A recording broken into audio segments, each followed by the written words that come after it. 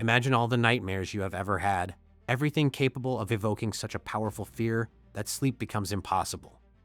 Think of everything you associate with power, violence, and tyranny, and then stop. None of what you have imagined reaches the level of this being. Behemoth, the god of pain and master of interdimensional gates, has set his eyes upon Earth. A four-armed entity, surrounded by an aura that plunges everything around him into darkness. Spears that, when their power is concentrated, could destroy an entire mountain in a single strike. This SSS-level monster, in less than a single day, exterminated 99.9% of the planet's population. Every hero who opposed him was defeated, except for our protagonist. Wounded and exhausted after a battle that seemed endless, he stood upon a mountain of monstrous corpses. A red aura surrounded him, thinning the air, as he stood defiantly atop the mass he had created with his own hands. His injuries were severe, but the pain he felt ran far deeper. He knew that, with all his strength, he still failed to protect anyone. Violent rain fell from crimson clouds.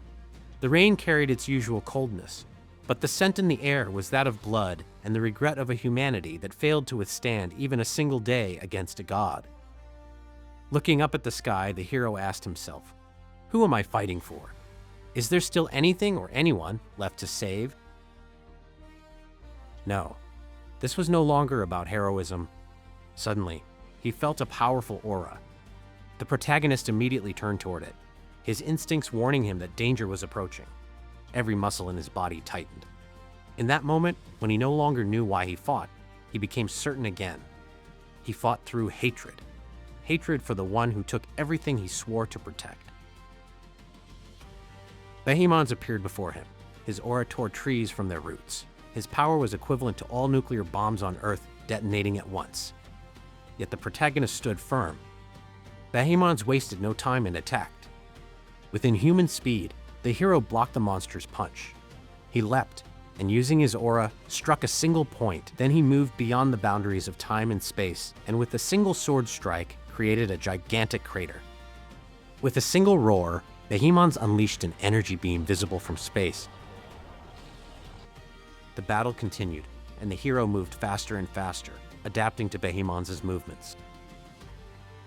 Behemoth, in a demonic voice, said, "You have destroyed my warriors. Perhaps you should join me instead." The protagonist responded by attacking. Their battle lasted for hours, and after immense effort, the protagonist finally achieved his revenge. His energy was nearly depleted, and shortly after, he collapsed. A beam of light fell across his face, a sign that everything had ended. We see him leaving his body behind, as the chains binding his soul to it break apart. The warmth of the light gave him something he had long needed: peace. Behemoth's body exploded, creating a massive blast visible from space. Suddenly, the protagonist awakens in a hospital room. The doctor who sees him is shocked and immediately runs out of the room. He informs the entire hospital of the miracle he has I didn't die? Another doctor, the one responsible for this patient, makes a phone call with tears in his eyes. The entire medical staff is in shock. Everyone rushes to help him recover. The doctor from earlier brings him a glass of water.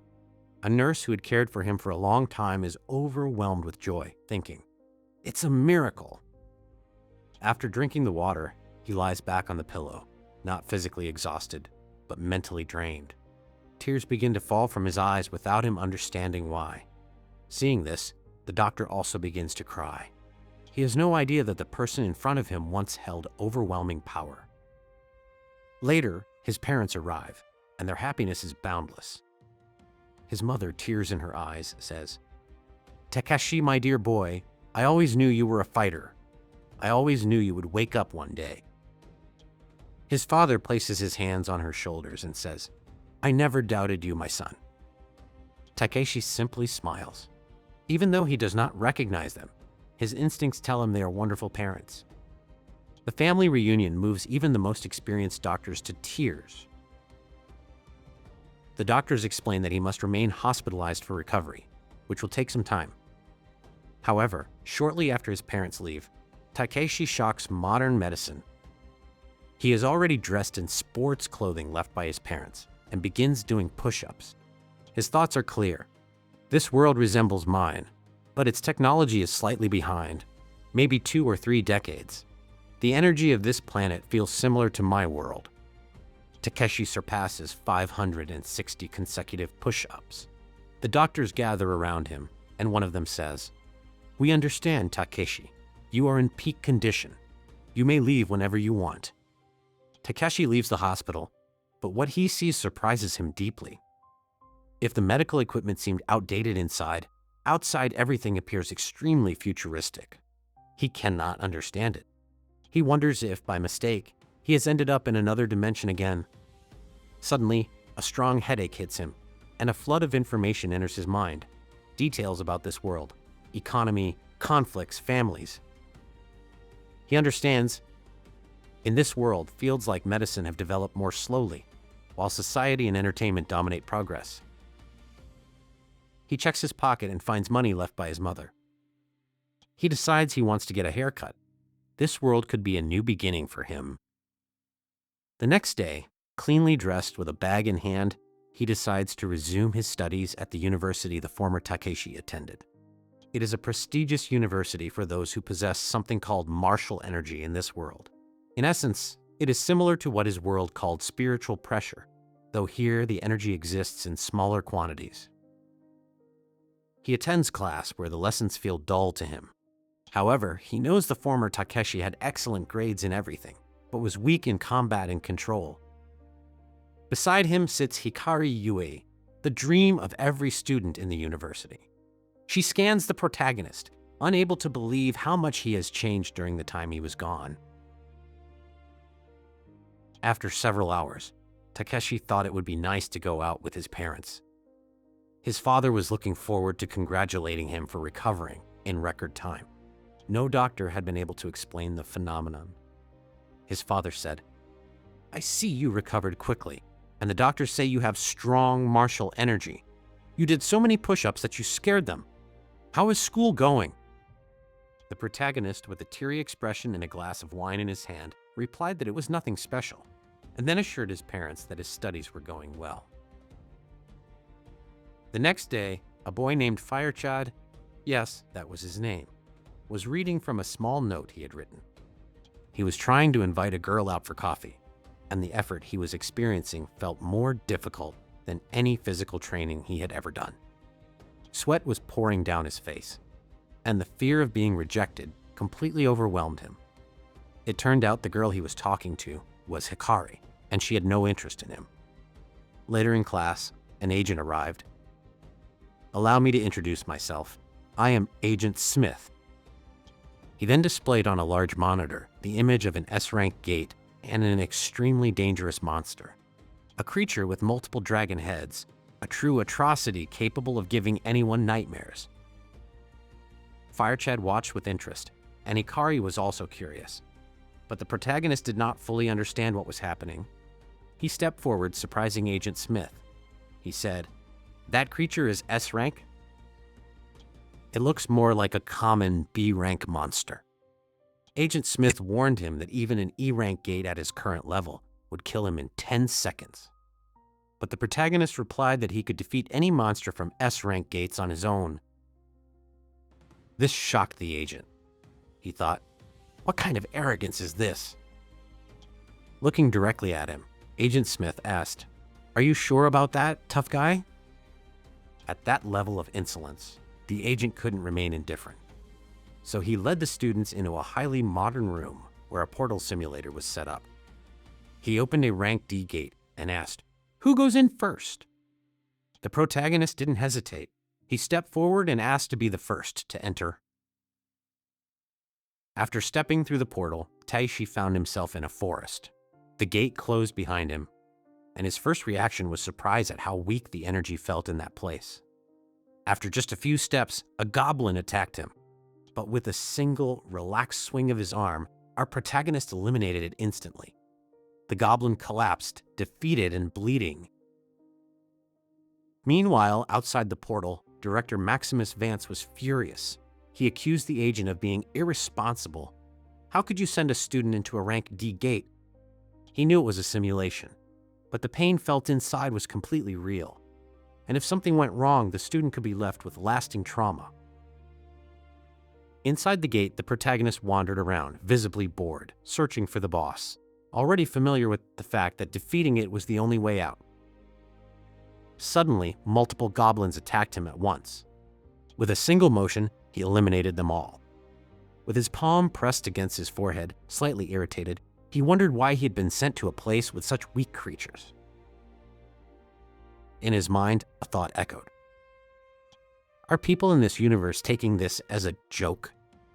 The protagonist eventually reached a waterfall and paused for a moment to admire the scenery. Then, suddenly, the atmosphere began to change. Even the air felt thinner, and the crystal clear water slowly turned purple. These were clear signs. The boss of the gate was approaching. Watching the shift in the environment, the hero thought, "Don't tell me the boss is." In the next few seconds, something monstrous emerged from the water. A massive blue orc, wielding an axe that looked like it weighed at least 100 kilograms. Its muscles were enormous, and its hands were large enough to wrap around half of the protagonist's body. It looked like the kind of creature that could overturn a tank. And yet, our protagonist looked deeply disappointed. The monster swung its axe, attempting to strike, but Takeshi casually destroyed the weapon with a single finger. Then, with one clean blow, he defeated the creature. The moment Takeshi lifted the purple gemstone, the water returned to its natural color. Meanwhile, in Director Vance's office, something unexpected happened. Just as the director was about to physically reprimand the agent, a notification appeared. System announcement. The student has won. The simulated rank D gate has been cleared. The protagonist stepped out of the gate holding the boss's gemstone as proof, even though it would soon disappear, since it was only a simulated object. At a table somewhere in the university, Hikari Yui and Nanami Riko were sitting together. Hikari, slightly flushed, wanted to ask her rival and friend for her opinion. "What do you think about Takeshi?" Nanami didn't hesitate. "Do you like him?" Caught off guard by such a direct question, Hikari lowered her head, blushing even more. "I don't know. What he did with the rank D gate was impressive. And lately, he's been looking a lot better too." Nanami responded with a smile that was hard to read. She seemed happy for her friend, but for some reason, her cheeks were slightly red as well. The next day, the protagonist stood in the director's office. Director Vance greeted him with a serious expression, one that could mean many things at once. Takeshi couldn't tell whether he was in trouble or about to be praised. "You've trained hard, haven't you, boy?" the director said. Then he added, "You can stop now. You've already completed the university, and you passed everything perfectly." The protagonist was completely shocked. He couldn't believe that simply defeating such weak monsters had earned him the right to graduate 2 years early. But Director Vance wasn't finished. He handed Takeshi a document. It was a permit to enter rank D gates, along with several recommendations for his future. Among them was the Legend University Guild, a guild affiliated with the university he had attended. Coming from Director Maximus Vance, it could only mean one thing. He wanted the protagonist to stay and collaborate with them in the future. In the middle of Sukahara City, a gigantic gate suddenly opened. Normally, people would run, but the citizens were already used to this phenomenon. Gates open, heroes appear, the gate closes, and everything returns to normal. Soon after, the police arrived and began securing the perimeter, keeping curious civilians at a safe distance. Back in Director Vance's office, panic erupted when one of his agents called to report that a gate had opened, right in their city. The director hung up, grabbed his phone, and immediately started calling warriors. Takeshi, with a serious expression and eyes that looked as if they had already seen the end of the world, spoke. "Director Vance, please allow me to assist with this rank A gate." Still holding the phone to his ear, Director Vance firmly refused. There was no way he would risk losing such a talented student. He had already seen something in this boy, something rare, the potential of a future Rankus warrior. Our protagonist smiled, a smile that seemed to hide something dangerous beneath a perfect facade, and carefully chose his words. "Don't worry, Director Vance. I don't want to be on the front line. I just want to watch the battle." Global Hero News, the channel broadcasting non-stop coverage of Gates and heroes, announced that the Rank S heroes from Legend University had arrived. Arian Vals, a powerful mage capable of destroying a 10-story building with a single spell. Hound, an assassin so fast and agile that a year ago, when a Rank C gate wasn't closed and all the monsters escaped, he managed to kill them all and save every civilian on his own. Akena, known as the genius with the body of a princess. She could master any weapon she touched, and it was said that her martial energy was incredibly versatile. And last but not least, Rando, also called the Metal Megalodon. Ever since he protected his entire team inside a Ranka gate where the boss was a gigantic triton, all of it happening underwater, Director Vance and Takeshi arrived at the location of the gate. The director was visibly tense, but Takeshi remained completely calm. They stepped out of the helicopter and headed toward the portal. In the next moment, a flood of reporters surrounded them. "Director Vance, is the elite team ready?" "Director Maximus Vance, do you think the incident from a year ago will repeat itself? And if so, can the heroes resolve it again without casualties?" "Director Vance, who is this boy? A rank fighter, or perhaps a new rank S?" At that moment, Ariane Val stepped forward, and the reporters immediately made way for her. Standing face to face with the protagonist, she asked, "Do you think a Ranka gate is a joke?" The protagonist remained silent. As they approached the portal, in front of everyone present, Director Vance placed a hand on Takeshi's shoulder and said, "I allowed him to come. He is an exceptionally strong student, and I believe this will be educational for him." The others wanted to protest, but they knew the director was not someone who changed his mind easily. Still, Akena, uninterested in playing babysitter, said, "Then I'll be the one guarding the exit this time." The wind blew fiercely, carrying dust and debris through the air. Through it all, 5 brave heroes approached the portal. After they entered, Akena remained behind, guarding the entrance as promised, and the 5 of them moved forward through a cold corridor, heading toward the danger hidden in the darkness, guided only by Arian's light.